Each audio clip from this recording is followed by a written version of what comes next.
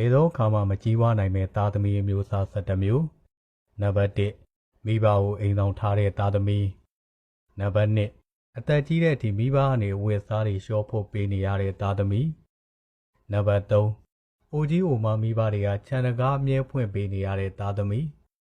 နံပါတ်4မိဘကိုခလေးထိန်လို့သဘောထားတဲ့သားသမီးနံပါတ်5အသက်တွေကြီးတဲ့အထိမိဘကချက်ပြုတ်ကျွေးနေရတဲ့သားသမီးနံပါတ်6မိဘကိုငွေပေးတဲ့အခါလသာပေးသလိုသဘောထားတတ်တဲ့သားသမီးနံပါတ်9မိဘတွေအမှားပြုမိတဲ့အခါလူရှိသူရှိမချောင်တော့စူပူမှန်မဲတတ်တဲ့သားသမီးနံပါတ်10မိဘတွေဖျားရှိခိုးတဲ့အခါမှာကျဲရင်ကျဲတဲ့လျောက်တိုးရင်တိုးတဲ့လျောက်ကဲ့ရဲ့ပြစ်တင်တတ်တဲ့သားသမီး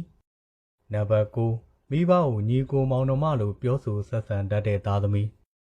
နံပါတ်10မိဘတွေကိုပေးကမ်းရမှာတော့နှမျောတွန့်တိုတတ်တဲ့သားသမီး